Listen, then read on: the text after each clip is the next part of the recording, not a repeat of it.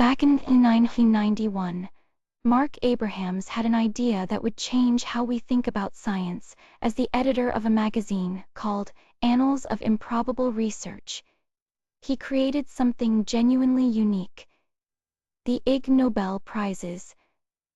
The name itself is a play on words, a pun on Ig Nobel, but the mission behind it is anything but. The whole point was to honor scientific achievements that accomplish something remarkable. They make people laugh first, and then they make people think. For 35 years, these ceremonies have been held in the Boston area, rotating between Harvard University MIT and Boston University. The events themselves have become legendary for their quirky traditions. Audience members throw paper airplanes, sometimes by the hundreds, creating a cascade of folded paper that fills the hall. Real Nobel laureates, actual winners of the real Nobel Prize, stand on stage and present the awards to the Ig Nobel winners. The trophies themselves are deliberately absurd. Things like a 10 trillion Zimbabwean dollar bill worth essentially nothing but unforgettable as a keepsake. What makes the Ig Nobel special is that the research being honored is genuinely real science. It just happens to be science that sounds ridiculous at first glance. Take the study showing that playing the didgeridoo can actually reduce snoring and sleep apnea, or the research into why wombat poop comes out in little cubes. These sound like jokes, but they are legitimate studies published in real scientific journals. The Ig Nobels remind us that curiosity can lead anywhere, and sometimes the strangest questions yield genuinely interesting answers. The 2025 ceremony became the moment when an abstract worry turned into a concrete problem. 4 out of 10 winning teams simply refused to make the trip to Boston. They cited wars, visa restrictions, and growing concerns about American border policies. This was not a symbolic protest. It was a practical decision made by scientists who calculated that the risks of travel outweighed the honor of receiving their awards. One winner's decision illustrated just how much had changed. Luca Luiselli, an Italian ecologist, had won an Ig Nobel for a study showing that African rainbow lizards prefer 4-cheese pizza. It was exactly the kind of research the ceremony celebrates: clever, surprising, genuinely scientific. But Luiselli stayed home. He pointed to scheduling conflicts, yes, but also to something more unsettling. He worried he might be detained at the border because of social media posts criticizing President Trump. Think about that for a moment. A respected scientist from an allied nation, afraid that his political opinions might get him stopped at the airport. Luiselli himself said it plainly in this moment: it is too risky for a European to go to the USA if they do not agree with Trump. That sentiment echoed through the 2025 ceremony. Empty seats, where winners should have sat, absences that made a statement louder than any acceptance speech could. Mark Abrahams had been thinking about relocating for a while, but 2025 made the decision urgent. He realized he could not in good conscience ask international winners to travel to the United States. The situation had moved from difficult to untenable, and so a ceremony that had spent 35 years celebrating the joy of science in Massachusetts suddenly found itself without a safe home. Mark Abrahams made the announcement official through a press release that pulled no punches. He wrote plainly that during the past year it had become unsafe for guests to visit the United States. The statement continued with words that must have been difficult for him to write. He said they could not in good conscience ask the new winners or the international journalists who cover the event to travel to the U.S. this year. For Abrahams, this was not a symbolic gesture or a political statement. It was a practical decision rooted in genuine concern. He explained that even since September, the situation had gotten far worse. The United States had launched strikes on Iran, and international travelers continued to be stopped for questioning or turned away at the border entirely. What had started as a worry had become something concrete and urgent. The language of the announcement was careful and deliberate. Abrahams was not trying to make headlines or draw attention to himself. He was trying to protect people.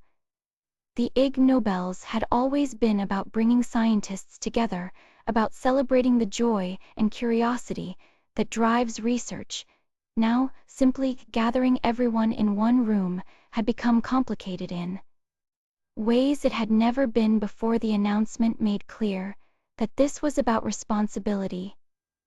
Abrahams understood that inviting people to Boston meant asking them to take risks. He was no longer comfortable asking them to assume winners and journalists alike would be vulnerable in ways they had not been in the past. The decision to move the ceremony was, in his view, the only ethical choice remaining. The Ig Nobel decision did not happen in a vacuum. It came at a moment when American science itself was under extraordinary pressure. The Trump administration had already canceled more than 2,400 research projects at the National Institutes of Health, the world's largest biomedical research organization. These were not abstract numbers on a spreadsheet. They were studies on cancer, on rare diseases, on treatments that might have saved lives. At the same time, the administration proposed slashing the NI budget by 40%, from $47 billion down to $27 billion. The National Science Foundation was hit too, with nearly $1.4 billion in funding eliminated. Then, there was the human cost. The administration revoked visas for more than 600 students, professors and researchers across 90 universities. These were people who had built careers in the United States, who had contributed to American labs and American classrooms, suddenly told they could no longer stay. The case of Ksenia Petrova became particularly notorious. She was a Russian researcher at Harvard who was detained at Boston's airport and shipped to a detention center in Louisiana. Stories like hers spread through academic circles like a warning. The result was a kind of exhaustion that set in among scientists themselves. In March 2025, the journal Nature published a survey that captured just how dire things had become. 3 out of every 4 American scientists said they were considering leaving the country, not thinking about it in some abstract way, but actively weighing their options. The Ig Nobel announcement made sense against this backdrop. It was one more signal that something fundamental had shifted. When a ceremony devoted to joy and curiosity decides it can no longer safely host its guests on American soil, it tells you something about the environment those guests would be entering. Once the decision was made to leave the United States, Abrahams knew exactly where to turn. He reached out to Swiss universities he had discussed potential partnerships with in the past, and the response was immediate. The institutions in Zurich were eager to host. The key players stepped forward quickly. The ETH domain, which includes ETH Zurich, joined forces with the University of Zurich to make this happen. There was already a connection there too. Milo Puhan, an epidemiologist at the University of Zurich, had won an Ig Nobel Prize back in 2017 for his research showing that playing the didgeridoo could reduce snoring and sleep apnea, so the Swiss already had a soft spot for this quirky celebration of science. The funding model would be fundamentally different from what the ceremony had known in America. In the United States, nearly all the money came from ticket sales. The host universities simply provided a venue. But in Switzerland, the partner institutions offered something more stable: institutional funding. This meant the ceremony would no longer depend on selling seats to keep the lights on. The venue itself would be comparable in size to what they had in Boston. accommodating about 1,000 guests, and there was an ambitious vision for the future. Abrahams hoped to alternate the ceremony between Zurich and other European cities, moving it around a bit like Eurovision, giving different audiences a chance to experience the absurdity and brilliance of improbable research firsthand. For all the upheaval of moving continents, the Ig Nobel spirit remains remarkably intact. The ceremony will still be streamed live online, just as it has been every year since 1995. Anyone with an internet connection can watch the paper airplanes fly, and the winners receive their prizes from genuine Nobel laureates. That tradition is not going anywhere for those who cannot make the journey to Zurich. There's still a way to participate in person. On September 24, Boston University will host a special event featuring past winners and Nobel laureates. It is a chance for the local community to keep celebrating improbable science, even if the main ceremony has moved elsewhere for now.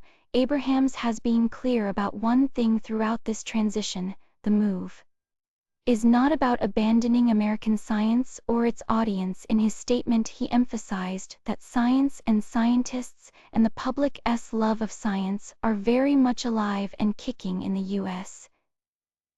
The decision to relocate was purely practical, a way to ensure that international winners can actually attend without facing travel barriers or uncertainty. As for the long-term future, Abrahams holds out hope that the ceremony might one day return to American soil. He expects that at some point it will make its way back across the Atlantic, but he's realistic about the timeline. Given the way things are right now, he doubts that the ceremony will be back in the U.S. in any of the next few years. For now, the Ig Nobels have found a new home in Europe, and that's where they will stay.